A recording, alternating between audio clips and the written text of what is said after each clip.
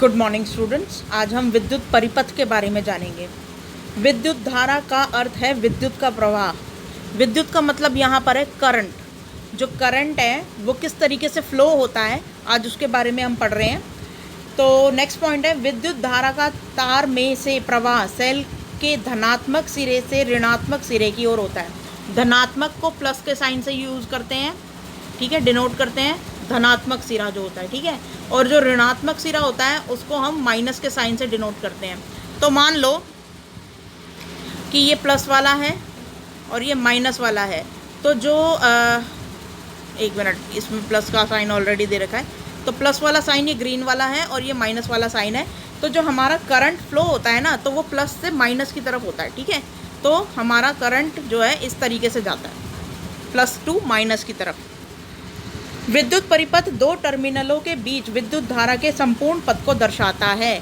तो ये जो दो टर्मिनल है ना, प्लस एंड माइनस वाले, तो ये कैसे करंट फ्लो हो रहा है, ये पूरा जो परिपथ है, ये जो पूरा जो एक बनाया हुआ है, कैसे करंट को फ्लो करवाना है, ये पूरा जो पाथ बनाया हुआ है, इसको बोलते हैं विद्युत परिपथ। विद्युत स्विच यानी कि जो करंट का हमारा स्विच होता है, जो बिजली का स्विच होता है, ये एक सरल युक्ति है जो विद्युत परिपथ को जोड़ या तोड़ सकती है। तो ये जो स्विच होता है ना, देखो स्विच को हमने पिछली बार उसका सिंबल देखा था कि वो इस तरीके से था, कुछ ऐसे गोल,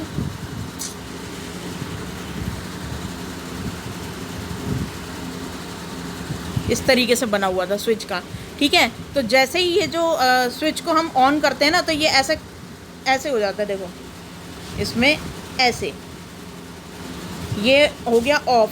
और जैसे ही हम इसे ऑन करेंगे तो ये जो लाइन है ना, ये वापस आकर ढक देगी इसको, तो ये ऐसे ऐसे हो जाएगी, ठीक है ना। ये पूरी की पूरी मतलब सीधी लाइन हो जाएगी। ये जो लाइन जो ऊपर हमने खड़ी की थी, ये ऐसे लेट जाएगी, ठीक है। तो ये स्विच ऑन हो जाता है, यानी कि जब तार से तार जुड़ जाती है स्विच ऑन करते ही, तभी उसमें करंट जो है वो फ्लो होने लगता है। जैसे ही हम स्विच को ऑफ करते हैं तो वो जो तार होती है ना, जो हमने जोड़ी थी, वो अचानक से वहाँ से हट जाती है। तो वो हटने के कारण जो करंट का फ्लो जो है वो टूट जाता है, इसलिए जो हमारी जो स्विच जो है वो ऑफ हो जाता है, ठीक है ना। अब यहाँ पे नेक्स्ट देखते हैं, विद्युत चालक वह पदार्थ है जो अपने अंदर से विद्युत धारा का प्रवाह होने देते हैं, यानी कि अपने अंदर से करंट को फ्लो होने देते हैं। और विद्युत रोधक वो पदार्थ हैं जो अपने अंदर से करंट को फ्लो नहीं होने देते, यानी कि विद्युत धारा का प्रवाह नहीं होने देते। तो अब देखो कौन कौन सी विद्युत चालक हैं, यानी कि कौन कौन सी चीज़ें अपने अंदर से करंट को पास आउट होने देती हैं। तो कौन कौन सी हैं, देखो धातुओं से बनी हुई सभी चीज़ें, मेटलिस्टिक जितनी भी चीज़ें हैं, धातुओं से बनी हुई जितनी भी चीज़ें हैं, वो सब अपने अंदर से करंट को फ्लो होने देती हैं। चाहे वो चांदी हो, चाहे सोना हो, चाहे तांबा हो, स्टील हो, या समंदर का पानी हो, पानी भी करंट को फ्लो होने देता है। इसीलिए नमी वाले सीज़न में हमेशा जो स्विच के आसपास है ना, करंट आने लग जाता है, ठीक है, क्योंकि हवा में नमी होती है, पानी होता है एक तरीके से, ठीक है ना। अच्छा, नेक्स्ट है, यहाँ पर देखो कौन कौन सा अपने अंदर से पास आउट नहीं होने देता करंट को, वो है रबड़, गिलास यानी कि शीशा, तेल, हीरा, सूखी लकड़ी, ये सब करंट को पास नहीं होने देते। इसीलिए जब भी करंट लगता है तो उस चीज़ को अगर स्विच भी बंद करना होता है तो लकड़ी का कोई छड़ उठाकर उससे स्विच को बंद किया जाता है। और देखो तारों पर रबड़ की कोटिंग होती है, सो दैट करंट जो है वो किसी को लगे ना। और शीशे की कोटिंग की जाती है कुछ तारों पर, फाइबर ऑप्टिक्स वगैरह में। नेक्स्ट है, तो ये सारे जो हैं ये कुचालक हैं विद्युत के, इसमें से करंट फ्लो नहीं होता और इसमें से करंट फ्लो होता है, ठीक है। अच्छा, अब हमारे शरीर के बारे में कुछ चेतावनी दी हुई है यहाँ पे। आपका शरीर विद्युत का बहुत अच्छा चालक है, यानी कि हमारा शरीर में से भी करंट फ्लो हो सकता है, ठीक है। तो इसीलिए तो हमें करंट लगता है, बिजली का झटका लगता है। अतः विद्युत उपकरणों का उपयोग करते समय सावधानी बरतिए, ये हमें चेतावनी दी है। अब यहाँ पे फर्स्ट क्वेश्चन देखते हैं, निम्नलिखित वस्तुओं को विद्युत रोधक और विद्युत चालक में विभाजित कीजिए। तो यहाँ पर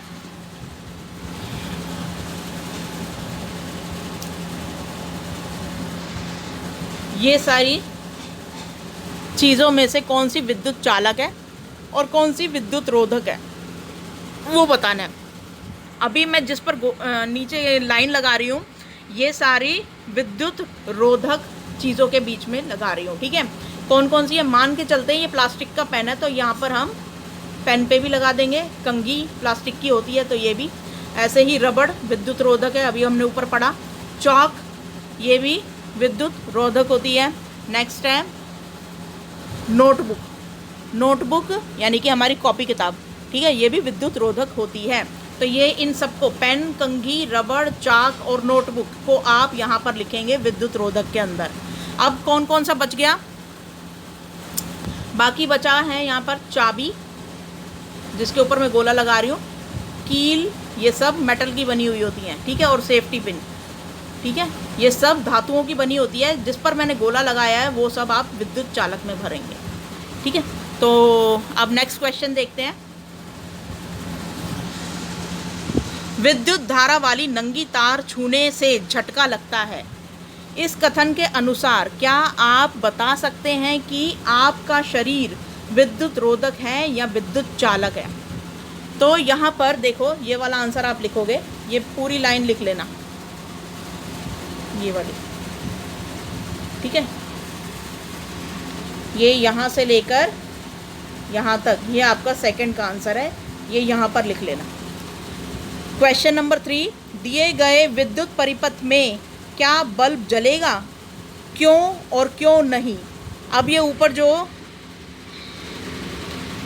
परिपथ दे रखा है, यहाँ पे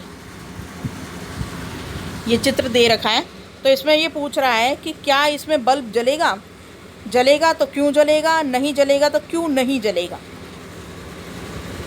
तो थर्ड क्वेश्चन में हमारा आंसर होगा हाँ जी, बल्ब जल जाएगा। तो यहाँ पर आप लिखोगे हाँ, बल्ब जलेगा, ठीक है। ये तो हो गया आपका इस वाले क्वेश्चन का आंसर कि बल्ब जलेगा। अब क्यों जलेगा, देखो ऊपर इसका आंसर है कि इसमें क्यों जलेगा, तो आपको ये तीनों पॉइंट्स लिखने होंगे, ये वाला, ये वाला और ये वाला, ये तीनों पॉइंट्स, ये लास्ट वाला छोड़ देना, लास्ट वाला मत लिखना, तीनों पॉइंट्स ऊपर के लिखने होंगे। तो ये आपका थर्ड क्वेश्चन का पूरा आंसर कंप्लीट हो जाएगा। पहले आप लिखोगे हाँ जी बल्ब जलेगा, और फिर उसके बाद ये तीनों पॉइंट्स उसके अंदर ऐड कर देना, ठीक है। तो आपका आंसर कंप्लीट हो जाएगा थर्ड का।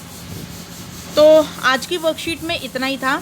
देखो, जब तक हम प्लस पॉजिटिव साइड को और नेगेटिव साइड को बल्ब से नहीं जोड़ेंगे सेल के, तो ये रासायनिक ऊर्जा जो सेल के अंदर हो रही होती है वो फिर तभी विद्युत यानी कि करंट में चेंज होती है, ठीक है। तो इसीलिए बल्ब जलता है। तो आज की वर्कशीट में बस यही था कि कौन सी चीज़ें विद्युत की चालक है, कौन सी कुचालक हैं, और बल्ब कैसे जलता है, विद्युत परिपथ के बारे में हमने जान लिया है। Thank you.